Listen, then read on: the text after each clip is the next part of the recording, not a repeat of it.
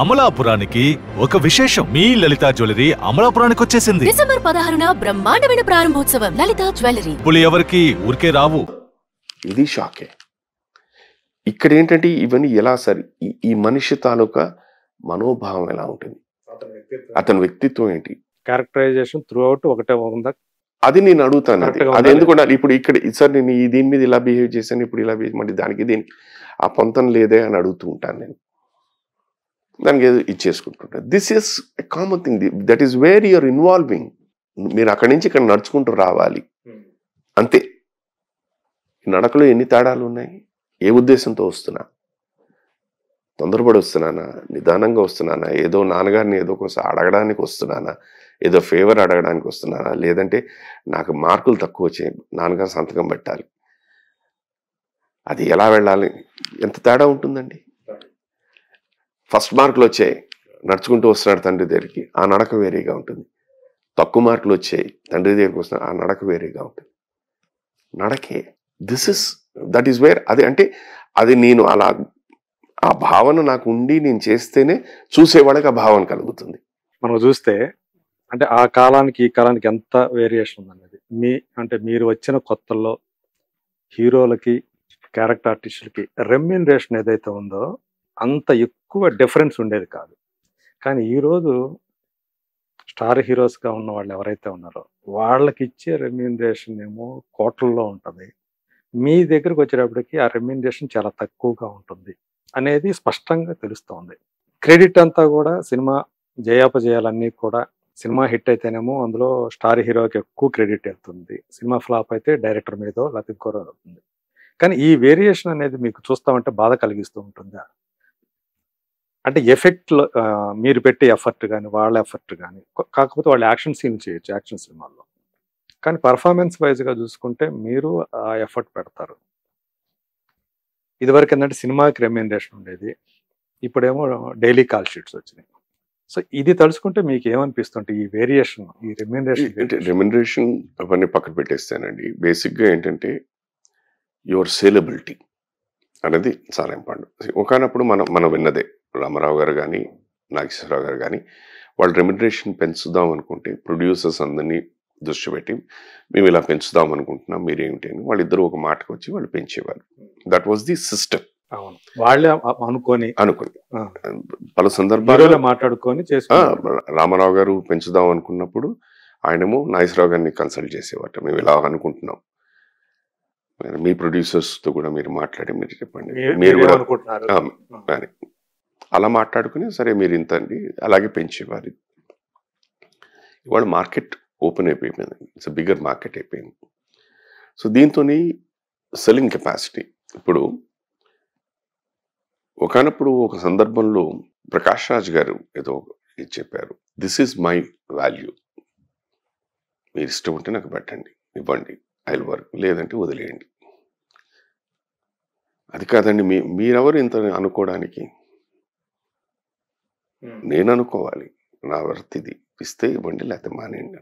So అలాగుండి demand ఉంది కాబట్టి ఆయనకి అలా చెప్పగలిగాడు చెప్పారు. ఇది 90% ఇవాళ మీరు ఇప్పుడు ఇందాలన్న దీంట్లోనండి మేము ఇంతే అండి ఈ క్యారెక్టర్ ఉన్నాము అంటారు అని వచ్చేస్తుంది. మా దగ్గరకు వచ్చేసరికి ఇష్టం ఉన్న వాళ్ళు చేస్తారు, కష్టం ఉన్నవాళ్ళు వద్దులేండి అంటారు.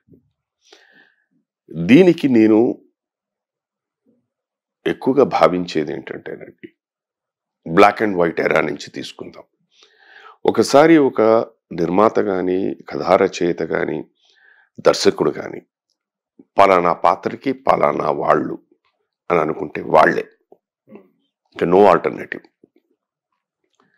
మా తరానికి వచ్చేసరికి, నేను ఎంటర్ అయిన పీరియడ్కి వచ్చేసరికి ఈ క్యారెక్టర్కి ఏ, బి ఆర్ సి ఆప్షన్స్ వచ్చేసాయి, ఏ, బి ఆర్ సి.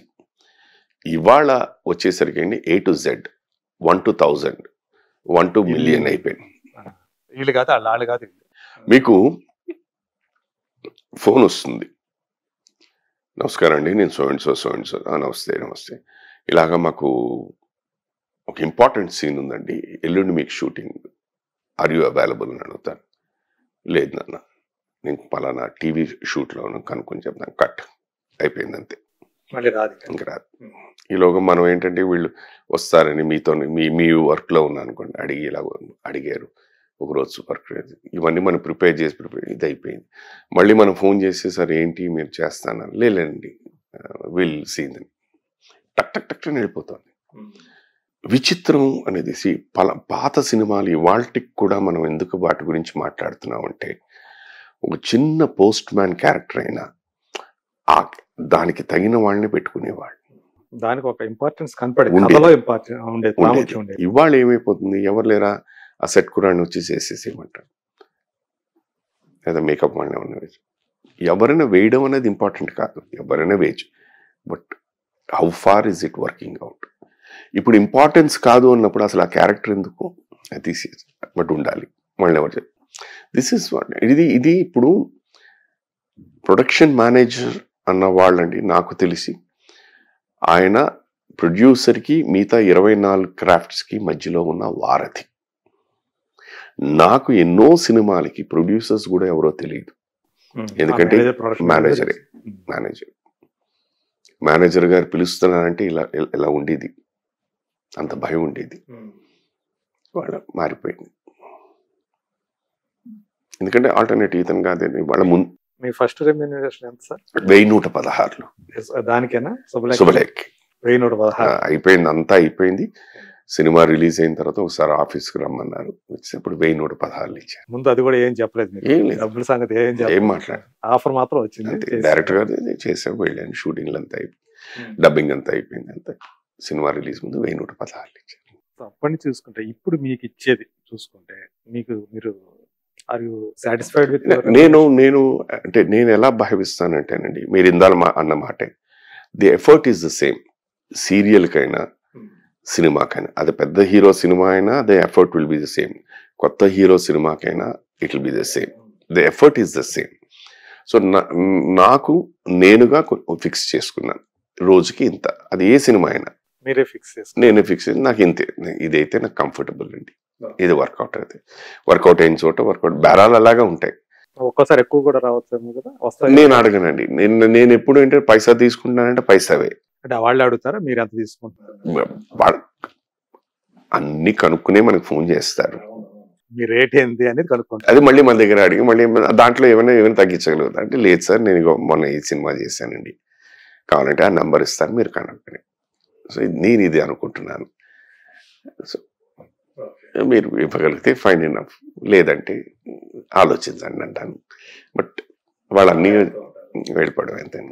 సార్ ఇప్పుడు ఏమేమి సినిమాలు చేస్తున్నారు సార్? ఇప్పుడు షూటింగ్ అయిపోయిన సినిమాలు యాత్ర అండి, యాత్ర 2 మంచి role, Mahi V Raghav director, wonderful director.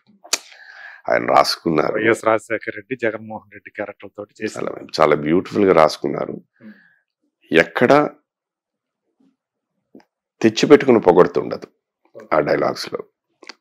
దీంట్లోనే నా వర్క్ అయిపోయింది, వాళ్ళది ఇంకా ఐ థింక్ అసెంబ్లీ ఎపిసోడ్ ఏదో ఉంది. మీరు ఏ పాత్ర చేశారు దాంట్లో 4-5 క్యారెక్టర్స్ మిక్స్ చేసి ఒక క్యారెక్టర్ కింద చేశారండి.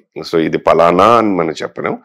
he was a person who was very close to Rajshekar Reddy garu, and at the same time connected with the central. అలా 4-5 పాత్రలు కలిపి నాకు రాసిన డైలాగులు అవన్నీ నేను చెప్తున్నప్పుడు నాకు తెలియకుండా నాకు చాలా ఐ ఫెల్ట్ వెరీ హ్యాపీ. అంటే ఒక మినిస్టరా అట్లాంటిది? మినిస్టర్ అని కాదు, వాడి పోర్ట్ఫోలియో ఏమీ లేదు, is not no portfolio. Who was very close to Rajasekhara Reddy garu, and link between the state government and the Ramachandrarao గారి క్యారెక్టర్ ఉన్నాయండి. చాలా మిక్స్డ్ అండి, చెప్పాను కదా, ఇది ఒకటేని కాదు, దేర్ ఆర్ 3-4 క్యారెక్టర్స్ మిక్స్ చేసి ఒక క్యారెక్టర్. అయితే మీరు మమ్ముట్టి గారితో ఎక్కువ ఉంటాయి అన్నమాట. మమ్ముట్టి గారు లేరు ఈ సినిమాలో, ఎందుకంటే ఇది రాజశేఖర రెడ్డి గారు చనిపోయిన తర్వాత.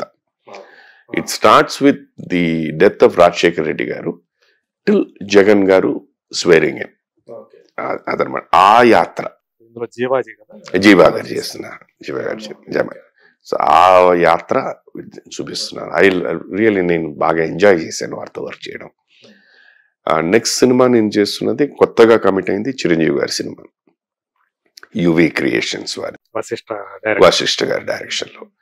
తర్వాత ఆల్రెడీ కమిటెడ్ సినిమా చేస్తున్న సినిమా రామ్ చరణ్ గారిది, శంకర్ గారి డైరెక్షన్, దిల్ రాజు గారు ప్రొడ్యూసర్, దట్ ఈస్ దేర్. అది మైసూర్ వెళ్ళాలి ఇప్పుడు. ఈలోగా మధ్యలో చిన్న సినిమాలు చాలా చేశాను. ఇంకో cinema which I have committed and almost నా క్యారెక్టర్ అయిపోయింది అనుకుంటాను షూటింగ్, ఈజ్ ఓజీ, సుజిత్ గారు, పవన్ కళ్యాణ్, దానయ్య గారి సినిమా. దాంట్లో కూడా ఒక మేజర్ రోల్. చెప్పుకోవడానికి మేజర్ రోల్స్ విల్ బి యాత్ర, OG, prominence. Next Ram Charan గారిది మన గేమ్ చేంజర్. ప్రామినెంట్ గా అంటే సినిమా అంతట్లో దగ్గర ఒక 6-7 సీన్లో కనిపించే పాత్ర. మిగతావన్నీ 1 day work, half day work, nice, ఒక సీను 2 సీన్లు ఉండేది అనమాట. రామ్ చరణ్ గారితో ఇదేనా ఫస్ట్ అండి, మై ఫస్ట్. ఏమనిపించింది మీకు? నేను వారితో ఇంకా కాంబినేషన్ చేయలేదు, నేను రాలేదు ఇప్పుడు దాకా. మోస్ట్ ప్రాబబ్లీ నేను ఇప్పుడు మైసూర్ షెడ్యూల్ తో వారు కాంబినేషన్ చేయబోతున్నాను ఉందన్నమాట. మొత్తానికి అయితే ఉంది అనుకుంటున్నాను. అక్కడికి వెళ్తే కానీ నాకు తెలియదు.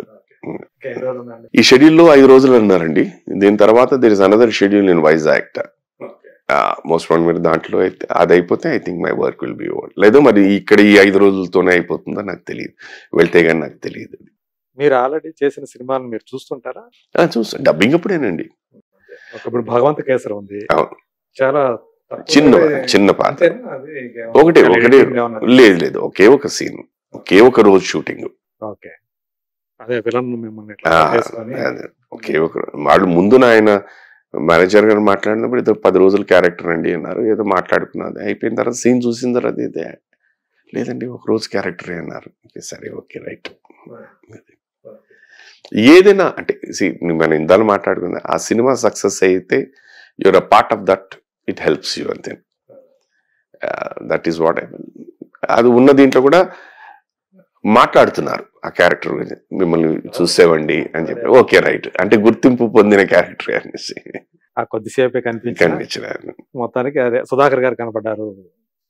అంటే ఎక్కువ సుధాకర్ కనిపించాడు కన్నా పాత్ర కనిపించిందండి, బాగుందండి అన్నారు. అది చాలా, అది సాటిస్ఫైడ్. ఇది బాలకృష్ణ గారిని కలిసారా మీరు ఆ టైంలో? బాలయ్య బాబు గారి కాంబినేషన్ లేదు నాకు ఆ సినిమా దీంట్లోనే. అలాగే ఈ సినిమాలో కూడా చిరంజీవి గారితో కాంబినేషన్ లేదు, అసలు లేదు. అసలు ఇది ఇది కూడా బిగినింగ్ పార్ట్ లోనే వస్తుంది. ఈ క్యారెక్టర్ వచ్చేసి అసలు there is absolutely no link అన్నమాట. మీ మొత్తం ఎంటైర్ కెరీర్ లో గోల్డెన్ పీరియడ్ అంటే ఏదని చెప్పుకుంటారు మీరు? ప్రతి మనిషికి ప్రతి దాంట్లో స్వర్ణయుగం అని ఒకటి ఉంటుంది. గోల్డెన్ పీరియడ్ అంటే ఎలా తీసుకుంటేనండి, నేను నో మ్యాన్, నాకు ఇండస్ట్రీకి సంబంధించి ఎవరూ లేరు. ఎక్కడో వైజాగ్ నుంచి ఒక చీపురు పుల్లలాగా వచ్చిన వ్యక్తికి శుభలేఖ అనే ఒక సినిమా వచ్చి అది ఆదరణ, ఆ క్యారెక్టర్గా ఆదరణ పొంది ఇండస్ట్రీ నన్ను యాక్సెప్ట్ చేసి వర్క్ ఇస్తూనే ఉంది. అది ఒక ఇది సక్సెస్ఫుల్. ఎనీ ఫిల్మ్ అంటే మనం ఏ సినిమా చేసినా ఇది సక్సెస్ అవ్వాలన్న భావనతోనే మనం ఒప్పుకుంటాం. సో సక్సెస్ అయిన ప్రతి cinema will always give you happiness. జీవితం అంటే ఏమిటి అన్నది నేను ఇందాలు చెప్పినట్టు ఆ 7.5 years of lack of work plus television, అది నాకు నేర్పించిన. ఇప్పుడు ఈ ఏజ్లో అట్ ద ఏజ్ ఆఫ్ 63 ఇప్పటికీ యంగ్ డైరెక్టర్స్ వాళ్ళు నా గురించి మాట్లాడుతూ నన్ను పిలిపిస్తున్నందుకు I feel very happy. Okay, ఈ తరం వాళ్ళు కూడా ఇది. అండ్ అఫ్కోర్స్ సినిమా ప్రస్తావన వస్తూనే ఉంటుంది. At the end of day అయిపోయిన తర్వాత నా పద్ధతి, నా ప్రవర్తన, నా ఇది చూసిన తర్వాత దే ఫీల్ సో హ్యాపీ అండి. We have to work more and more and more. ఈసారి ఒక సినిమాకి ఒక రోజు కాదండి, we have to make it. మన first time I work with Anil Ravipudi garu కూడా అదే చెప్పారు.